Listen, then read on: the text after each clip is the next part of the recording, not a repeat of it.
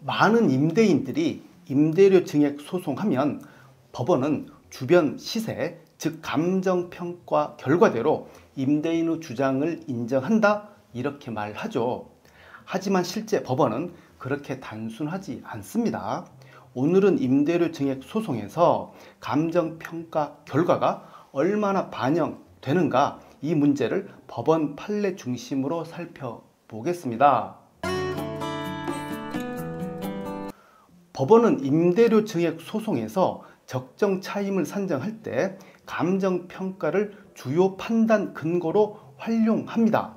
하지만 감정평가액은 참고 자료일 뿐 절대적인 판단의 기준은 아닙니다.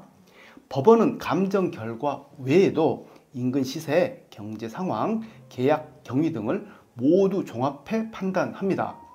법원 소송에서 감정평가액 그대로 인정할 때도 있고 일부 조정할 때도 있고, 심지어 어떤 경우는 감정평가액은커녕 한 푼도 인상 못할 때도 있습니다. 수원지방법원의 감정평가 금액을 그대로 인정한 사례입니다. 경기도 성남시의 한 상가 보증금 1억 원, 월세 800만 원의 환산보증금 초과 상가였는데 감정평가 결과 적정 월세는 955만 원으로 나왔습니다. 법원은 이 금액을 그대로 인용해 월세 955만 원으로 증액하라고 판결했습니다. 즉 감정 결과가 합리적이라고 판단된 경우 그대로 반영된 사례입니다. 감정평가 금액을 참고하여 법원이 일부 조정한 사례도 있습니다. 부산지방법원 동부지원의 사례입니다. 이번에도 환산보증금 초과 상가에서 감정 결과가 월 1,555만 원으로 나왔습니다. 하지만 법원은 월세 1,100만 원으로 조정했습니다. 즉 법원이 감정 결과를 존중하면서도 합리적인 선에서 재량 판단을 한 것입니다. 환산보증금 초과하는 상가 임대차에서 감정평가액이 전혀 반영되지 않은 판결도 있습니다. 대전지방법원 천안지원의 한 사건입니다. 보증금 1억 원, 월세 450만 원의 상가에서 감정가는 월세 693만 원으로 나왔습니다.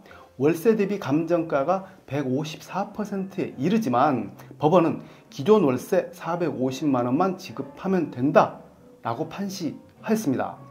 경제 상황 변화나 형평성의 문제가 없다며 감정 결과를 전혀 반영하지 않았습니다. 결국 이 임대인은 단 한 푼도 인상하지 못했습니다. 결국 법원은 감정 결과를 존중하지만 구속되지 않습니다.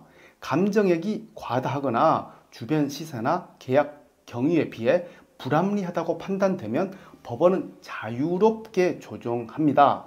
즉 감정평가가 중요하지만 재판부 재량이 최종 결정권을 가진다는 점입니다. 따라서 임대료 증액 소송에서 감정평가가 곧 결과가 되는 것은 아닙니다. 좋은 평가사 선정과 함께 경제사정, 시세자료, 임대차 경위 등을 종합적으로 준비하는 전략이 필요합니다. 감사합니다.